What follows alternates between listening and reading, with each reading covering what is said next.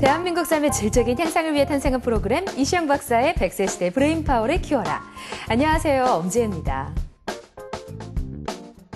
그동안 미처 알지 못했던 두뇌 속에 담긴 놀라운 비밀들을 파헤쳐봅니다. 오늘도 두뇌과학 전문가 이시영 박사님 자리하셨습니다. 박사님 안녕하세요. 안녕하세요.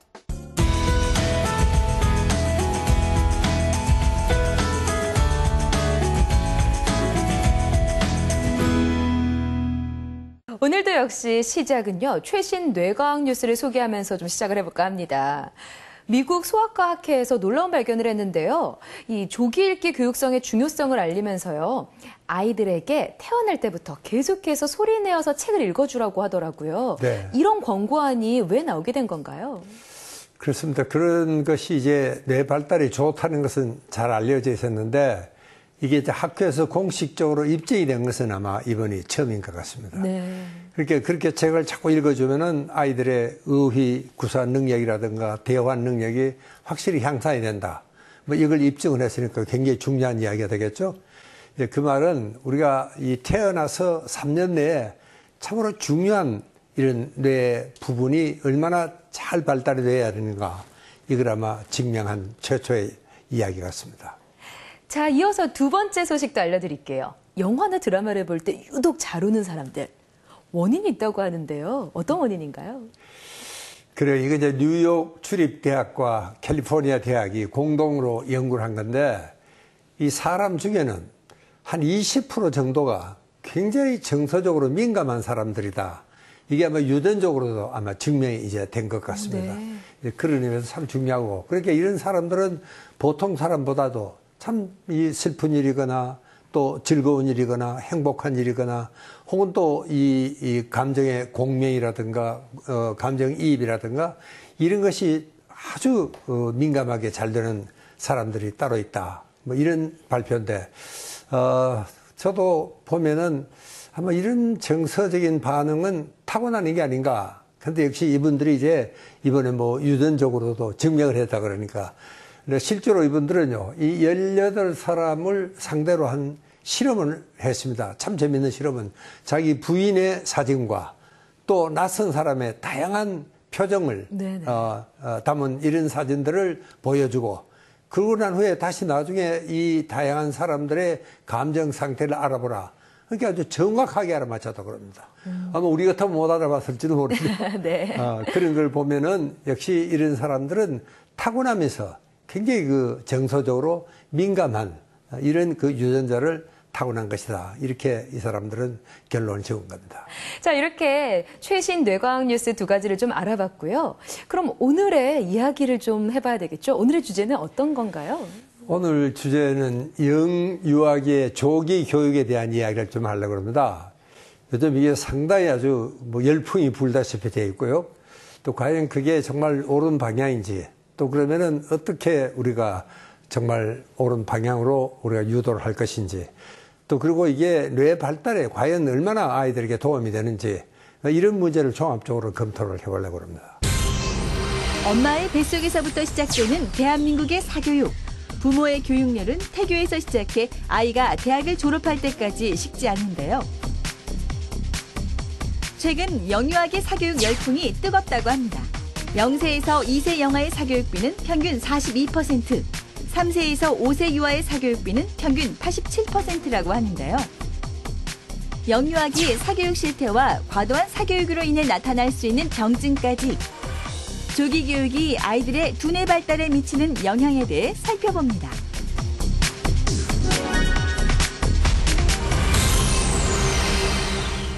신체적으로 빠르게 발달이 일어나야 되는 이 영유아기. 뇌 발달, 뇌 성장이 정말 중요한 시기가 아닐까 싶은데요.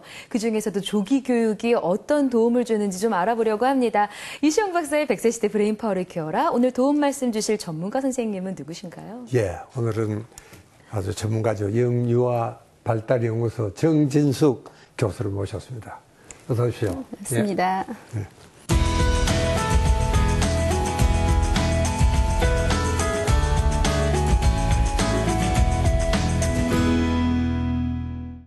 0세부터 6세까지의 영유아기 시기 가장 신체적으로 발달이 크게 일어나는 시기잖아요. 네. 그럼 신체적 성장, 뇌 성장이 많이 일어날 것 같은데요. 어떻습니까, 박사님?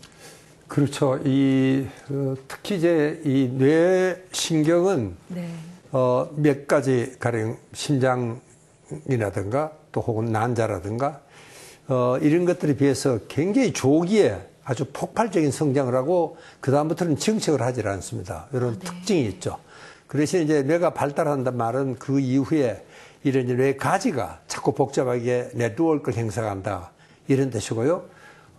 특히 이제 생후 6개월에 제일 아주 폭발적인 증식을 하고 3살까지 아주 폭발적인 증식을 하는 것이 이게 뇌신경 발달의 아주 전형적인 코스가 그렇습니다. 그러니까 그때 우리가 정말 교육을 잘 시켜야 된다 이런 이야기인데 가령 우리가 이 아이들이 제일 키우기가 어려운 게 이 자기 감정 조절하는 게 아주 힘들거든요.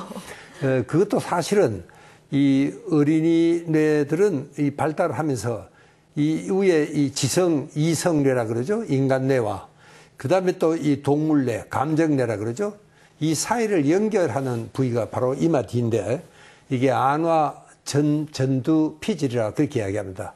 이렇게 여기에 연결 회로가 그 3살 이전에 형성이 돼야 된다. 그렇지 않으면은 이 아이는 두고 감정 조절에 문제가 있어서 나중에 참 키우기도 힘들고 이 아이가 나중에 사회생활하기도 굉장히 힘든 그러니까 그 정말 영유아기의 뇌 발달은 굉장히 중요한 시기다. 또 이게 이 태아 또 이 심리 전문가 챔벌린이라는 분이 계시는데 네네. 이분 이야기는 태아 때 엄마가 아기에게 줄 수 있는 가장 중요한 선물은 잘 발달된 뇌를 선물하는 것이다. 이 교육이 아니고 이게 뇌가 잘 발달이 되려면 당연히 뇌가 필요로 하는 영양분을 잘 공급을 해줘야 되는 겁니다. 이 학습적인 자극보다도 오히려 뇌의 영양분을 잘 공급해 주는 것이 중요하다. 이런 이야기를 했습니다. 그것도 우리가 정말 잊어서는 안 될 것 같습니다. 예.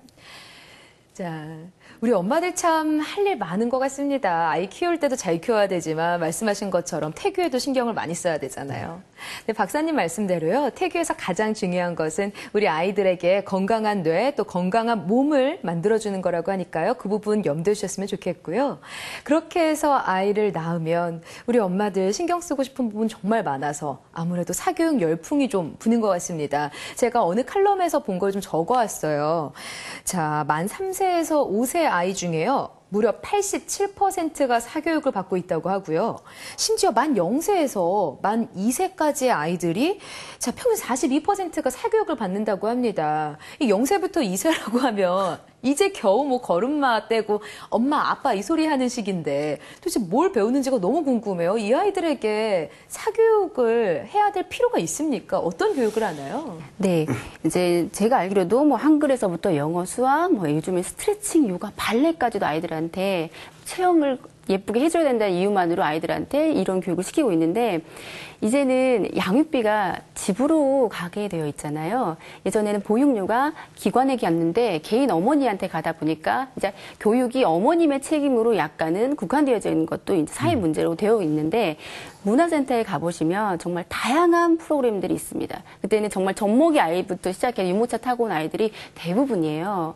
그래서 오감놀이라는 것들이 이제 이슈화되고 좋다고 하니까 이제 모든 프로그램 앞에다가 이제 오감이라는 걸 붙여서 새로운 프로그램 만들어 놓은 것들이 많아요. 예를 들면 뭐 매직도 오감 매직, 앞에 뭐 논술도 예를 들은 것처럼 마술이나 버블 프로그램 앞에도 오감이라는 단어를 사용해서 오감 매직, 오감 버블 이렇게 아이들하고 프로그램 하는 걸 진행했습니다. 쉽게 말하면 한 학기만 지나도 유행이 지나는 프로그램이 인식되어서 어머님들이 매 학기마다 새로운 프로그램을 찾는 지경이 되어 있는 실정입니다, 지금. 네. 그러면 이런 사교육이 도대체 왜 열풍이 부는 걸까요? 보편적으로 제가 상담해본 결과로 어머님의 불안 심리에서 요인을 찾을 수 있는데요. 그 첫 번째로 이제 자신이 갖고 있지 않은 재능에 대한 자격지심, 그다음에 또 갈망, 이런 희망이 아이들에게 이 재능 없는 부분까지도 이렇게 요구되어지는 부분이 사교육으로 이어졌다고 생각합니다. 욕심이죠, 욕심. 네. 내 보기에는 전부 욕심이 많은 것 같아. 예? 그저 보통 아이를 키워도 잘 자라는데 실제로 우리가 자라면 보통 사람이 80%입니다. 네네. 그 정도 아니면 들어가면 되는데 너무 욕심이 많아갖고 심지어 뭐 일찌감치 영어부터 한국말도 잘 못하나 했는데 의학연수를 떠난다고 그리고 실제로 그렇죠 선생님 보면 어떻습니까? 실제가. 제가 상담한 아이는 4세였었는데 네네. 4세 아이인데 엄마가 저한테 문제를 말씀드렸을 때는 아이가 사회성이 없고 언어를 못하고 이제 이런 부분들에 대해서 저한테 문제를 제시했는데 제가 일단은 관찰을 해보잖아요. 아이들 네네. 모습을 보고 있으면 그거는 엄마의 문제였더라고요. 이 아이가 만 2세 때 유학을 간 거예요. 그러니까 한글도 제대로 할 수 없는 상태에서 유학을 간 거예요. 그러고 나서 2년 만에 다시 우리나라에 왔는데 한국에 온 지 지금 한 5개월이 되었어요. 예. 그랬으면은 이제 또래하고 상호작용을 통해서 한글을 가르치셔야 되는데 말을 안 하는 이유가 엄마가 이제 4살이 됐으니까 내 단어를 넣어서 문장을 완성해서 말을 하라 이렇게 아이한테 4살 아이에게요? 네. 그러니까 이 아이는 본인의 욕구들을 다 꾹 참고 인내하게 되다 보니까 그리고 또 이 아이가 말이 친구들하고 상호작용이 잘 안 되잖아요. 영어도 아닌 한국말도 아닌 단어를 섞어서 말을 하니까 또래 아이들이 이 아이를 거부하는 거예요. 영유아기 아이들에게 이렇게 이루어지는 사교육들이 이 엄마 혹은 아빠의 어떤 자격지심, 엄마 아빠의 극성이나 너무 지나친 열성이 아닌가라는 좀 생각이 듭니다.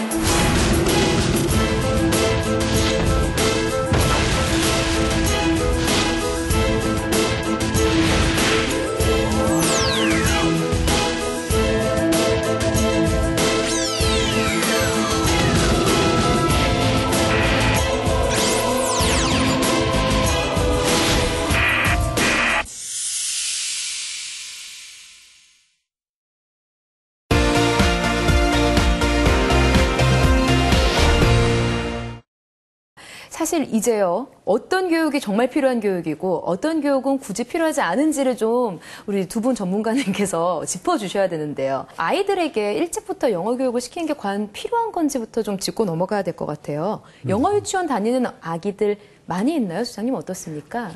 이제 한때 뭐 강남 쪽에 있는 영어 유치원을 일부러 보낸다는 엄마도 계셨고요. 아예 그쪽 좋은 유치원 있는 곳으로 이사까지 가신 엄마들까지 제가 심지어는 봤거든요. 예, 그래서 제 주변에도 심각하게 아예 빠른 이민을 준비하시는 어머님까지 있을 정도로 네, 온 가족이 아이 영어 교육에 매달려 있는 경우들이 아주 많이 있습니다. 아무래도 영유아 시기를 스폰지 시기라고 잘못 인식하셔서 그러신 것 같아요. 그래서 조기교육을 빨리 시키려고 뭐든지 빨리 시키면 다 흡수한다는 잘못된 편견 때문에 아마 그런 것 같은 생각이 듭니다. 제가 느끼기에도 어릴 때는 무조건적으로 주어지는 거는 다 스폰지처럼 받아들일 거라고 생각했거든요. 근데 굳이 그런 건 아닌가 봐요. 그렇지 않습니까? 그렇습니다. 이 어릴 적에 잘못하면은 아이가 영영 공부에 실증이 날 수도 있습니다. 뭘 배운다 그러면 아이고 골치 아파. 왜 어느 게 어느 잘 모르니까 하나씩 그 자기에게 낯익은 것은 사실은 뭐 이 한국에 자라나는 한국말 따라 안 가르치잖아요. 절로 익히게 되는 겁니다. 그쵸. 배울 게 뭐가 있어요. 절로 되는데. 네네. 그러면 이런 걸 가지고 이제 억지로 익히자니까 정말 힘든 것이죠. 그렇기 때문에 공부라는 것은 필요할 때 그때 하는 것이 가장 효율적입니다. 그리고 필요하면 하게 됩니다. 사회인이 돼서도 좀 공부를 다 하잖아요. 평생 교육이라고. 네네. 그게 사실은 가장 효율적입니다. 영어를 못하면 마치 모든 것을 못하는 것처럼 취급하는 사회적인 분위기가 좀 있어서 그런 게 아닌가라는 생각을 하는데요. 그래서 영어 교육을 아예 안 시킬 수는 없습니다. 박사님 말씀처럼 또 소장님 말씀처럼 너무 어릴 때부터 하는 건 분명히 아이에게 안 좋은 영향을 미칠 수는 있지만요. 아예 안 시킬 수는 없거든요. 그럼 도대체 어떻게 하는 것이 아이에게 영어를 잘 가르치는 건지 효과적인 영어 공부법, 영어 교육하는 시기가 있을까요? 어떻습니까, 소장님? 이제 아까 말씀드린 것처럼 이제 스펀지식이라는 잘못된 생각으로 아이한테 무조건적으로 주입식으로 교육하는 게 저희는 문제라고 생각하거든요. 네. 우리 아이들을 보시면 아까 박사님이 초반에 이야기하셨던 것처럼 선천적인 약간 기질이 있습니다. 그래서 모든 학습을 습득하는 방법 중에도 여러 가지 방법이 있거든요. 어떤 아이는 음악적인 부분을 가미해서 음률적으로 접근하면 좋아하는 아이도 있고요. 네. 독서처럼 이렇게 시각적인 자극을 주어서 습득이 빠른 아이도 있고요. 이런 차별화된 것들을 어머님들이 좀 인식을 하셔야 되는데 그냥 기존에 어떤 프로그램이 좋다 그러면 무조건 우리 아이 손 끌고 가서서 이제 맞아요. 하시는 것들 네. 때문에 문제가 일어나고 있거든요. 내 아이에 대한 정확한 이런 성향을 좀 먼저 분석하시는 것도 필요하다고 생각합니다. 사실 아이의 성향을 분석하고 또 엄마가 어느 정도 교육에 대한 줏대를 가지고 있는 게 네. 중요하긴 한데 그 아이의 성향 분석하는 게 참 어렵거든요. 그러다 보니까 자꾸 이 창의력 교육 같은 것도 저절로 이루어지는 건데 어떤 사교육으로 엄마들은 좀 채워주고 싶어 합니다. 이 창의력 교육에 관련된 사교육도 정말 많잖아요. 그렇죠, 소장님? 네, 맞습니다. 일부러 창의력이라는 것 자체가 생각하는 방향 설정을 갖다가 다양하게 할 수 있게끔 유도해 주시면 되는데 그게 어려우니까. 그게 어려우니까 어머님들이 그것조차도 이제 사교육을 통해서 이제 해결을 하시려고 하는 거예요. 근데 창의력 교육은 얼마든지 집에서도 충분하게 하실 수가 있거든요. 소개 좀 해주세요. 예, 네. 예를 들면 우리 아이 손잡고 나들이 가면서 무엇을 먹고 싶은지 이야기하는 것도 생각할 수 있는 시간적 여유고요. 냉장고를 열어보고 무엇이 먹고 싶니? 냉장고 안에 무엇이 있는데 너가 어떤 걸 선택하면 좋을까? 같이 마트에 가서 오늘 이 반찬을 만들 건데 무엇을 넣으면 좋을까라는 이런 사소한 것들부터도 창의성 발달이나 생각을 키워줄 수 있거든요. 근데 대부분 사교육이 말씀드린 대로 창의성, 사고를 키우는 교육이라고 하지만 모범 답안이 있습니다. 그러니까 모범 답안을 만들어 놓고 아이들을 모범 답안으로 오게끔 만드는 데에서 교육에 문제점이 있다고 저는 생각을 하거든요. 사교육이 다 나쁜 거는 아니지만요. 분명히 필요한 부분도 있지만 뭐 지나친 사교육은 오히려 아이들에게 악영향을 미칠 수도 있다는 이야기를 좀 해주셨는데요. 그럼 도대체 우리 아이들 창의력을 키우고 사고력을 좀 증진시키기 위해서는 어떤 교육이 필요한가 우리 보는 어머니들 지금 궁금하실 것 같습니다. 그래서 영상을 좀 준비를 해봤거든요. 제대로 된 오감 교육은 어떤 건지 우리 아이에게 정말 필요한 교육은 어떤 건지 영상으로 함께 만나보고 계속해서 우리 영유아 교육에 대해서 좀 알아봅니다. 최근 도심 속에서 자라나는 아이들을 위해 자연과 직접 만나는 숲 체험이 인기라고 하는데요. 보고, 듣고, 만지면서 오감으로 체험하는 오감 자연 관찰 수업. 아이들을 따라가 볼까요? 아이들이 나무와 나뭇잎을 보고 만지면서 자연과 가까워지는 시간인데요. 두 갈래로 갈라졌네. 돌을 밟고 지나가야 되는 거야. 우리 징검다리 건너는 거 알지요? 숲에 왔으니 아이들도 맨발로 걸어보기로 합니다. 발바닥에 닿는 느낌이 생소한가 봅니다. 돌길을 걷는 아이들의 모습이 무척 진지한데요. 맨발로 숲길을 걷는 경험은 쉽게 잊혀지지 않겠죠? 숲속에 오니까요, 선생님하고 지켜야 될 약속이 있어요. 우리 숲의 주인은 누구일까요? 나무 또? 티라노사우루스? 나뭇잎. 우리가 숲에서 너희들하고 같이 놀러 온 거니까 우리들이 놀 수 있도록 조금씩 나눠줄 수 있니? 라고 물어보고 나무야 고마워 이야기하고 뜯어서 우리 한번 가지고 가보자. 나무야 한 입만 가져가도 돼? 나무야 이거 나도 돼? 아이들은 이렇게 자연과 친구가 되고 자연을 사랑하는 법을 배우기 시작합니다. 아이들은 직접 몸으로 느낀 거를 기억하잖아요. 아무리 이제 집에서 책으로 자연을 보고 느끼는 것은 내가 몸으로 느낀 것만큼은 그 효과를 볼 수 없거든요. 아이들이 자연 속에서 직접 몸으로 느낀 것들을 잊어버리지 않고 그 안에서 또 찾아갈 수 있는 것들이 많기 때문에 그 직접적인 체험을 할 수 있도록 그렇게 해주는 게 훨씬 효과가 좋습니다. 우리 여기 나무한테서 한번 들어볼까? 이 나무한테서? 어때 느낌이? 간질간질, 까칠까칠. 또 어때요? 필요해요. 딱딱해. 오, 나무가 병 걸린 데는 없는지, 나무가 심장이 지금 살아있는지 보는 거예요. 알겠죠? 콩닥콩닥 소리가 나요. 무슨 소리 나요? 콩닥 나무 소리가 들려요? 아니요. 안 들리나요? 네. 잘 안 들려? 잘 들어봐. 같은 것을 보고도 서로 느끼는 것이 다른데요. 아이들이 서로 느낌과 생각을 자유롭게 표현하고 나누는 것이 이 수업의 목적입니다. 우리 가져온 나뭇잎으로 도장 찍기 한번 해볼게요. 꼭, 꼭, 꼭. 찹찹찹찹. 천천히 뜯어서 꼭 붙여. 종이에다가 올려놔 보세요. 친구들 잘 나왔을까요? 하나, 둘, 셋 한번 떼어볼까? 주운 나뭇잎으로 예쁜 모양을 꾸며도 좋고요. 넓게 붙여도 되고요. 내가 하고 싶은 대로 붙이는 거예요. 그렇게 한 다음에 가위로 싹둑싹둑 잘라서 어떻게 됐지? 하나였는데 몇 개로 됐어? 2개. 2개. 나뭇잎의 생김새가 각기 다르듯이 아이들의 모습과 반응도 저마다의 개성이 뚜렷합니다. 작은 나뭇잎 하나에도 즐거워하는 아이들을 보니 자연이 가장 좋은 친구가 아닐까 싶네요. 하늘아 안녕.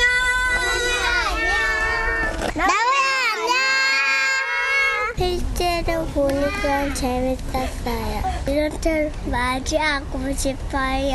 아빠하고 엄마랑 또 오고 싶어요. 소극적이었는데 좀 적극적으로 바뀌고요. 또 사물에 관심이 너무 많아졌어요.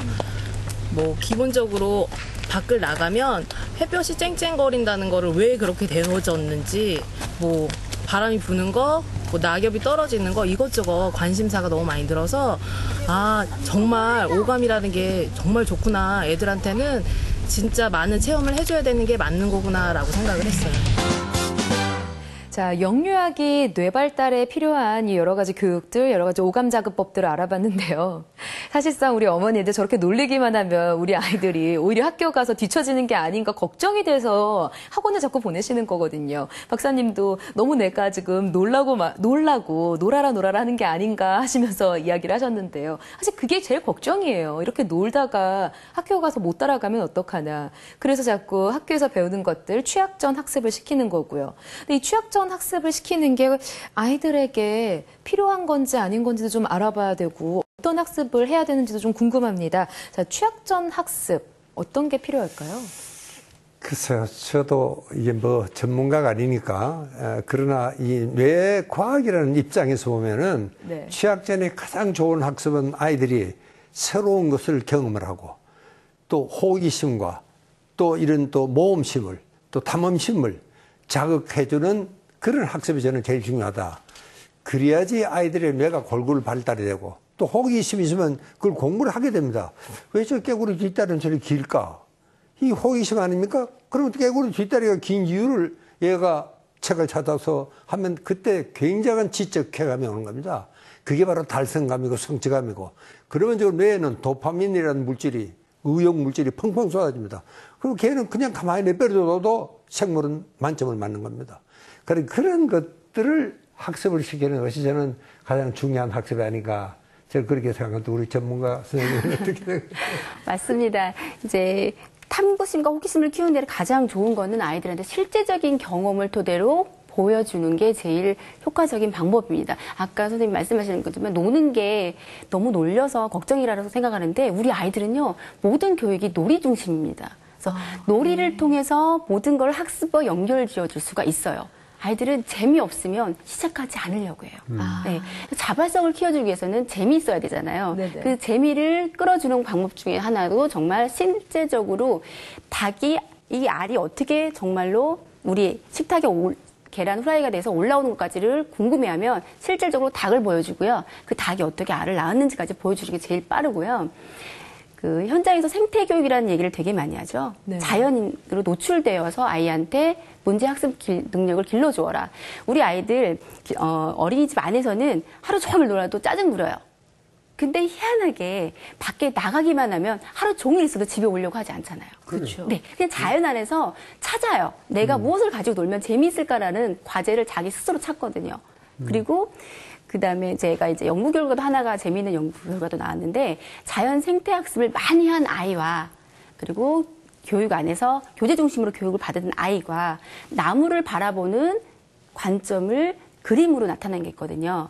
그랬더니 자연 안에서 생활했던 그 아이는 나무를 바라볼 때 생명이 있고 사랑이 있고 성장한다라고 이야기를 했고요.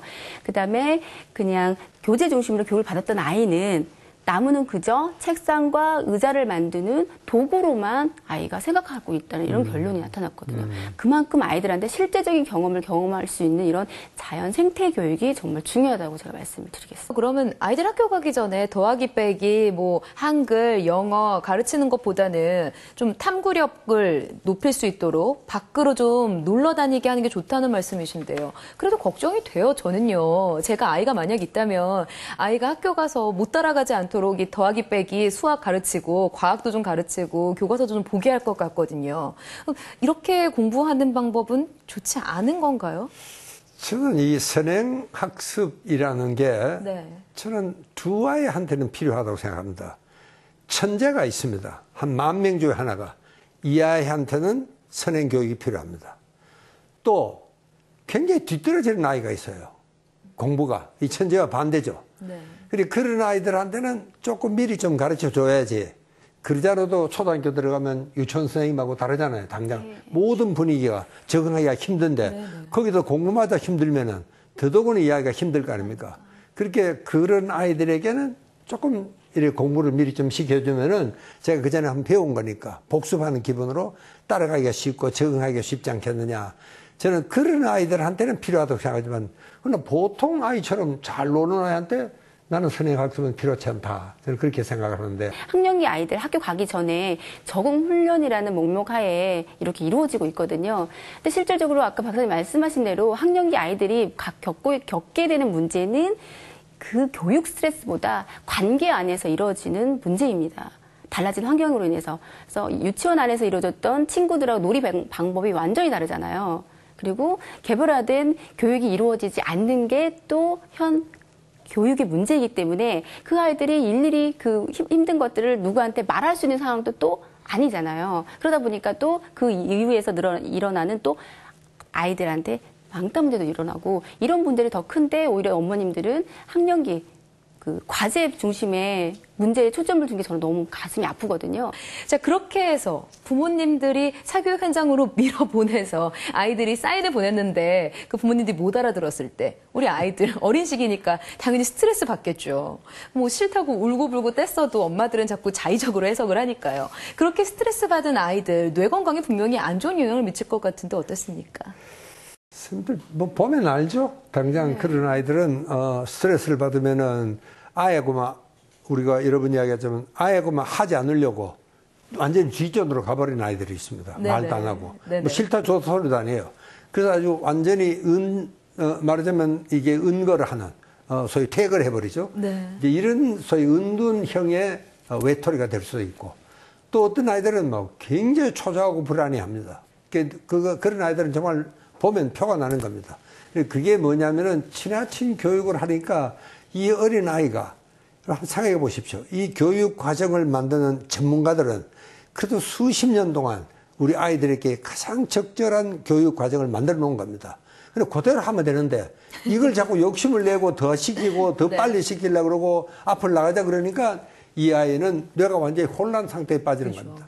자, 우리 어른들의 시각, 어른들의 생각으로만 아이들을 바라보면 안 되겠다. 그런 정말 큰일 나겠다라는 생각이 좀 듭니다. 자, 이렇게 사교육 열풍으로 인해서요, 스트레스 장애를 겪고 있는 아이들이 참 많다고 합니다. 말씀해 주신 여러 가지 사례들이 있었는데요. 어떤 장애를 어떻게 앓고 있고 또 우리 아이들에게 필요한 거는 뭔지, 어떤 병증이 나오고 있는지를 좀 영상으로 준비를 했거든요. 함께 영상 보시죠. 과도한 사교육으로 발달에 문제가 생기는 영유아가 늘어나고 있습니다. 아이의 성향을 고려하지 않고 일방적으로 사교육을 시키는 것은 아이에게 좋지 않다고 하는데요. 일찍부터 사교육을 많이 경험한 아이들은 그렇지 않은 아이에 비해 우울증과 불안, 스트레스 증후가 나타날 확률이 높습니다. 또 애착장애와 자존감 하락 등 심리적으로 적응하지 못하는 경우가 많다고 합니다. 더욱 심각한 것은 어릴 때부터 남이 시켜서 하는 것에 익숙해지면 학습에 대한 흥미를 잃고 자기주도 학습 능력도 떨어지며 학년이 올라가면서 기대되는 복합적인 사고 능력을 키우는 데 어려움을 겪게 됩니다. 과도한 사교육으로 인해 스트레스를 받는 아이들, 그들에게 나타나는 문제점을 살펴봤습니다. 먼저 언어 능력 및 이해력, 사고력은 월등한 반면 신체 능력과 문제 해결력, 사회성 등은 현저하게 떨어지는 발달 불균형이 나타날 수 있습니다. 또 과도한 조기 영어 교육으로 한국말이 서툰 언어 지체, 혹은 말을 할 줄 알지만 다른 사람과 대화가 불가능하거나 자신의 이야기만 하는 소통 능력의 저하를 가져올 수 있습니다. 아이가 소통 능력이 떨어지게 되면 또래 집단과 어울리지 못하고 혼자서만 노는 사교성 저하까지 발생할 수 있는데요. 치명적인 것은 학습에 대한 강박관념이 지나쳐 심리적인 스트레스로 틱장애 등을 겪는 경우도 증가하고 있다는 사실입니다. 그렇다면 실제 영유아기에 사교육 스트레스로 장애를 겪는 아이들은 얼마나 되는 걸까요? 최근에 좀 많아진 것 같습니다. 두통을 호소한다든지 혹은 복통을 호소한다든지 뭐 짜증을 부린다든지 또 갑자기 불뚝불뚝 화난다든지 아니면 뭐 의욕을 잃어버린다든지 이런 증상으로 1차적으로는 나타나는데 소아 우울증 같은 경우에는 이 학습 스트레스를 많이 받는 아이들이 3배 이상 우울증이 많은 것으로 알려져 있습니다. 사교육에 많이 노출된 아이들일수록 각종 스트레스와 불안감으로 인해 마음의 상처를 입고 괴로워할 확률이 높은 것인데요. 영유아기 아동들이 사교육 스트레스를 받을 경우 나타나는 전조 증상은 어떤 것들이 있을까요? 영유아 시기에는 적극적으로 자기가 뭐 어떤 것을 찾아가는데 그런 의욕이 없어집니다. 그래서 이제 우선은 호기심이나 아니면 어떤 것을 하려고 하는 그런 기쁜 표정이나 이런 것들이 일단은 없어지고요. 소극적이 되는 거죠. 또 아이들이 이제 짜증을 많이 부리고 애들이 하고 좀 싸운다든지 또 감정이 격해져가지고 공격성을 보인다든지 이런 일들이 많고요. 아이가 일상생활에 흥미를 잃고 슬픈 모습을 보이거나 절망감, 피곤, 짜증, 불안, 공포 등을 나타내는 것이 대표적입니다. 또 특별한 이유 없이 아프다고 하거나 집중력이 떨어져 성적 부진, 등교 거부를 하는 경우도 있습니다. 구체적으로 3세 이하의 영유아기에는 걸음마, 언어, 대소변 가리기 등의 발달이 늦거나 엄마에게 유난히 매달리고 반항하는 행동, 놀이를 즐기지 않는 모습으로 드러납니다. 3세에서 6세 때는 짜증이나 분노를 표출하거나 잘 웃지 않으며 이불에 오줌을 싸거나 자주 무서운 꿈을 꾸고 또래와의 관계를 피하기도 합니다. 또 퇴행 행동이나 유치원 거부, 두통과 복통 등 신체적인 아픔을 호소하기도 하는데요. 이처럼 아이에게 나타나는 이상 징후를 잘 관찰해서 과도한 사교육으로 아이가 힘들어하는 것은 아닌지 관심을 잘 기울여야 합니다. 우리 부모님들은 아이가 가능하면 두뇌 발달도 좋고 또 사회에서 성공하고 또 학교도 좋은 학교를 들어가기를 바라서 어떤 정상적인 목표를 딱 놔두고 아이를 그쪽으로 몰고 가려고 그럽니다. 사실은 그렇지만 아이들은 스스로 어떤 것을 자기 주도로 하고 자기가 좋아서 하고 또 자기가 잘한다고 생각해서 해야지만 자발적이 되고 부모님들이 가능하면 해결사 역할이나 매니저 역할을 하는 것보다는 지지자 역할 아니면 아이들의 꿈이나 이런 것들을 자꾸 인정해 주는 역할 그런 역할을 좀 해주셨으면 좋겠습니다.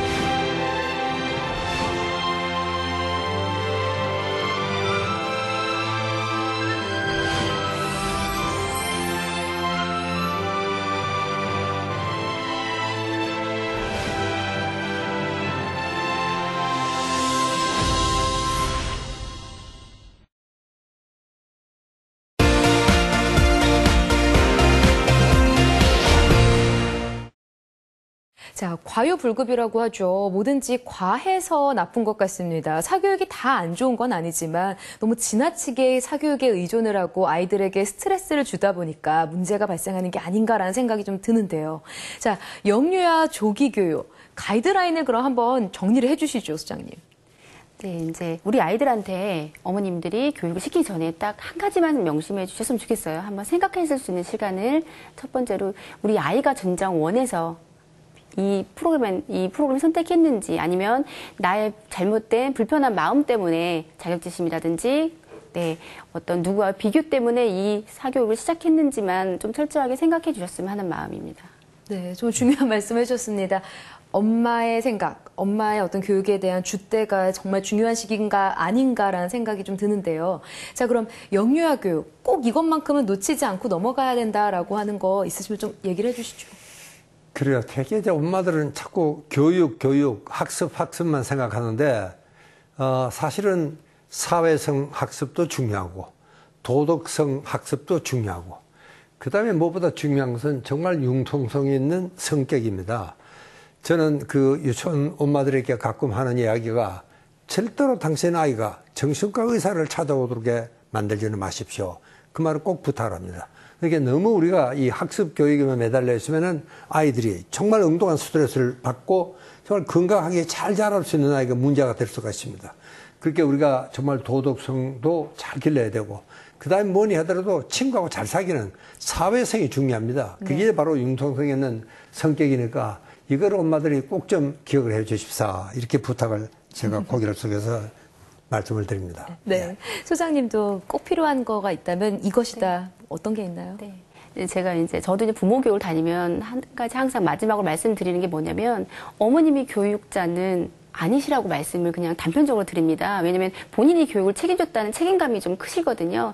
그 이전에 어머님은 충분하게 사랑을 주셔야 됩니다라고 먼저 말씀을 드립니다. 그 안에 첫 번째가 스킨십이거든요. 네. 아이가 사랑받고 있다는 그 느낌 하나만으로도 앞으로 평생 살아가면서 힘든 일이 닥쳤을 때마다 아이 스스로가 위안을 참고 새로운 일을 도전할 수 있는 원동력이 생기거든요. 사랑받고 있다는 그 힘 하나만으로도 그러니까 많이 사랑해 주셨으면 좋겠습니다. 네. 영유아라는 시기가 학습하기에는 너무 어린 시기가 아닌가라는 생각이 좀 듭니다. 교육, 학습 이런 단어에 우리가 매몰되어 있어서 어떤 1장엔 이거, 2장은 이거, 3장은 이거라고 매뉴얼화하고 있는 게 아닌가, 어른들의 시각에서 바라본 잘못된 게 아닌가라는 좀 반성을 하게 되고요.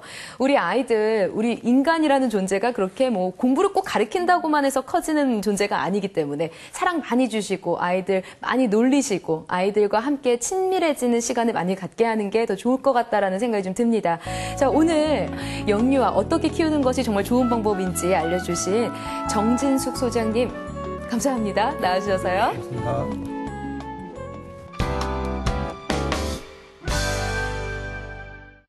두뇌과학 전문가 이시영 박사가 내리는 브레인특효 처방전입니다. 자, 영유아기 아이들 두뇌 발달을 위해서는 어떤 게 필요한지 특효 처방전 내려주시죠. 네. 이 아빠 놀이를 좀 많이 해라. 그 부탁을 꼭 드리고 싶은 이유는 우리 아이들은 남녀 아기를 불문하고 아무래도 엄마와 지내는 시간이 많습니다. 이제 엄마와 지내는 시간도 참 중요하죠. 사랑을 익히고 또 친구들하고 잘 사귀고 잘 놀고 이런 것들은 또 그리고 이제 말도 이 엄마들이 말을 잘합니다. 그러니까 이 언어 중추를 언어 감각을 익히는 데는 엄마와 시간이 굉장히 중요하죠. 이거는 이제 좌뇌 발달이고 좀 이성적이고 인지적인 이런 측면은 엄마하고 함께 있으면은 많은 걸 배울 수가 있습니다. 그러나 그것만은 아니잖아요. 우리 아이들이 정말 모험심도 있고 탐험심도 있고 적극성도 있고 공격성도 있고 때로는 정말 위험한 짓도 탁 용감하게 탁 나설 수 있는 이런 것은 역시 아빠와 함께 있어야 됩니다. 그래서 아빠는 역할이 우리가 이 사회 도구적인 역할이다. 그런 이야기를 합니다. 그래서 아이들에게 정의감을 심어준다든가 신의를 지켜야 된다든가 이런 거를 이제 가르치는 게 이제 아빠니까. 그렇게 굉장히 모험심이고 아이들하고는 같이 막 레슬링도 하고 아주 격한 운동도 하고 이제 이런 걸 통해서 아이들은 굉장히 그 야외 활동을 아빠와 같이 하고 이렇게 함으로써 이 아이들은 어떤 의미에서는 이런 그 우뇌적인 이런 요소도 잘 길러질 수 있는 게 아빠놀이입니다. 우리 아이들 뇌가 잘 발달하기 위해서는요, 좌뇌, 우뇌 균형 잡히게 발달할 수 있도록 도와주셔야 되고요. 그런 방법으로는 박사님 말씀하신 것처럼 엄마놀이, 아빠놀이, 엄마와의 시간, 아빠와의 시간을 골고루 주셔야 할 것 같습니다. 자, 이시영 박사의 브레인 특교 처방전이었습니다.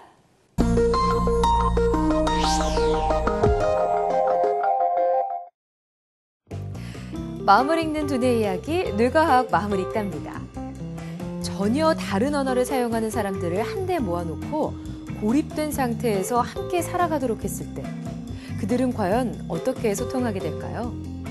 한국인, 또 프랑스인, 태국인, 포르투갈인 등 사용하는 언어가 모두 다르고 다른 언어를 서로 전혀 모른다면 그들 사이에서는 그들만의 새로운 언어가 탄생합니다. 그 새로운 언어는 각 나라의 단어들이 섞인 문법적인 구조가 전혀 없는 미완성의 언어라고 하는데요. 심리학에서는 이런 언어를 일컬어 피지너라고 합니다.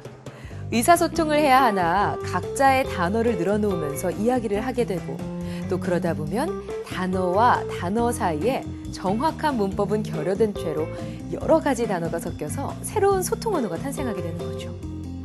이런 피지너는 실제로 식민지 때 생겨났는데요. 대표적인 예로 남아메리카의 수리남을 들 수 있습니다. 지금부터 수리남의 피지너에 관한 이야기를 들어볼까요? 심리학 사전에서 피지너는 다른 언어를 사용하는 사람들이 협동해서 일을 해야 할 때 만들어지고 또 발전되어 온 초보적인 기초 언어로 정의하고 있습니다. 그 대표적인 예로 수리남을 들 수 있는데요. 한창 식민지화가 이루어지던 시절 유럽 여러 나라들이 수리남에도 영향을 미쳤습니다. 처음에는 영국과 포르투갈이 들어왔고 그중 영어의 영향력이 가장 크게 남게 됩니다. 이후에 네덜란드가 수리남에 들어오기 시작하면서 네덜란드어의 영향까지 받게 되는데요. 이때 네덜란드는 아프리카에서 노예들을 데려오게 됩니다. 아프리카는 여러 부족으로 되어 있고 또 부족끼리 쓴 언어가 모두 다르기 때문에 수많은 아프리카어들이 수리남에 들어오게 되는 거죠. 이러한 이유로 수리남에는 서로 다른 다양한 언어들이 공존하게 됩니다. 그리고 그들 사이에는 의사소통을 위한 피지너가 탄생하게 된 거죠. 이것은 유럽 여러 나라의 언어에서 파생된 단어들과 수리남 국가의 언어에서 파생된 단어가 섞인 언어가 되겠죠. 혼란스러운 국가, 또 혼란스러운 분위기. 그 속에서 언어가 통하지 않는 사람들과 함께 일을 해야 하는 상황입니다. 소통하기 위해서는 신체 언어와 함께 짧은 단어로 자신의 의사를 표현해야 했겠죠. 그렇게 소통하다 보면 서로의 단어를 어느 정도 이해하게 되고 나의 단어 또 너의 단어를 조합한 새로운 소통 방식, 즉 피지너가 만들어지게 됩니다. 그리고 시간이 점차 흐를수록 피지너는 발전을 할 텐데요. 이 피지너는 어떤 형태로 발전을 하게 되는 걸까요? 피지너를 형성한 세대, 그들에게는 다음 세대가 탄생하게 됩니다. 피지너 2세대는 문법 구조가 결여된 피지너를 들으면서 자라나게 됩니다. 하지만 그들은 피지너를 똑같이 따라 쓰는 것이 아니라 부족한 문법 체계를 자기들끼리 만들어내서 언어적 요소가 완벽히 갖춰진 언어로 발전시키는 거죠. 바로 크리오어인데요. 이것은 피지너가 사람들 사이에서 전해져 그 사회의 모국어가 된 것을 말합니다. 현재 수리남 국가는 네덜란드어가 공용으로 사용되지만 실제로 통용되는 언어는 10가지가 넘는다고 합니다. 그중 크리오어는 5개 혹은 그 이상이라고 하는데요. 가장 대표적인 것이 스라난 통고입니다. 수리남의 47만 인구 중 12만 명가량이 이 스라난 통고를 사용하고 있습니다. 피지너가 형성되고 또 다음 세대의 모국어처럼 정착되는 크리오어. 여러 나라의 식민지였던 수리남의 크리오어 스라난 통고의 경우엔요. 사용되는 단어를 살펴보자면 44% 정도는 영어, 또 40%는 네덜란드어, 5%는 포르투갈어, 또 2%는 여러 아프리카의 민족 언어들로 구성되어 있다고 합니다. 그리고 또 나머지 9%는 출처를 전혀 알 수 없는 단어들이었다고 하는데요. 이렇게 많은 언어가 합쳐져서 새로운 언어로 탄생했다는 사실이 꽤 흥미롭죠. 이런 크리오어는 언어학자 노암 촘스키의 보편 문법이라는 개념을 뒷받침하고 있습니다. 보편 문법 이론은 모든 언어는 보편적인 방법으로 설명이 가능하며 이 보편적인 언어 기능은 아기들이 태어날 때부터 머릿속에 내장되어 있다는 이론인데요. 모든 언어는 세부적인 문법이 다 다르지만 기본적인 법칙은 존재하죠. 모든 언어에는 명사와 동사가 정확하게 명시되어 있고 의문형이 있으며 부정어가 있고 또 시제를 구분합니다. 이러한 문법에 대한 보편적인 기본 원리는 학습을 통해서가 아니라 태어날 때부터 내재되어 있고 아기들은 이것을 통해서 모국어를 깨우친다는 것이 노암 촘스키의 보편 문법 이론인데요. 크리올어는 이 보편 문법을 뒷받침하는 완벽한 케이스라고 할 수 있습니다. 문법적인 요소가 결여된 피지너를 듣고 자란 아이들이 문법적 요소가 제대로 갖춰진 크리올어를 구사하게 되었기 때문이죠.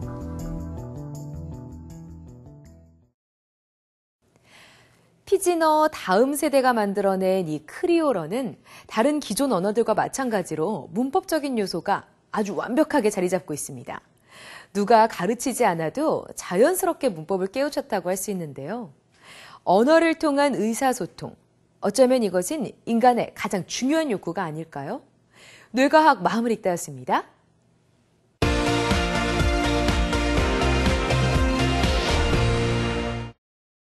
지금까지 영유아 교육에 대해서 쭉 이야기를 나눠봤는데요. 사실 정말 많은 이야기를 했습니다. 그래서 보시면서도 아까 했던 얘기인 것 같은데 기억이 잘 안 난다 하시는 분들이 있으실 것 같아서요. 기억을 상기시켜드리기 위해서 좀 퀴즈를 준비했는데요. 박사님, 퀴즈 내주시죠. 예. 영유아기에 뇌 발달은 골고루 돼야 된다. 그렇지만 특히 이 부위만은 정말 발달을 잘해야 된다 하는 부위는 어디일까요? 이게 제가 내는 문제입니다. 영유아기에 가장 발달해야 하는 뇌는 어디인가요? 질문에 대해서 객관식입니다. 보기 드릴게요. 1번은 좌뇌, 2번은 우뇌, 3번은 균형 잡힌 뇌, 4번은 전두엽입니다. 어려우신가요? 쭉 1시간 동안 저희 프로그램 따라오셨으면 쉽게 푸실 수 있을 것 같기는 한데요. 자, 아래 나가는요, 이메일 주소로요. 정답과 또 주소, 전화번호 함께 적어서 보내주시면은 저희가 추첨을 통해서 정답자들께 브레인 잡지를 선물로 드리도록 하겠습니다.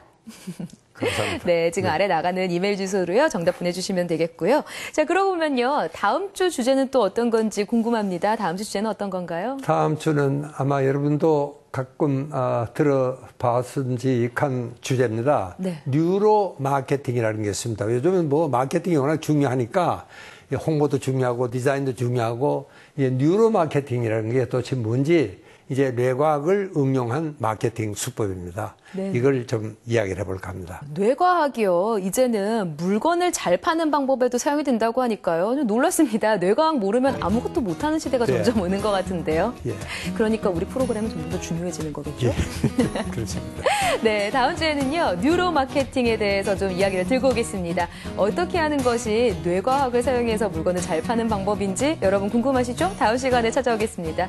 자, 지금까지 이시영 박사의 100세 시대 브레인파워를 키워라였습니다.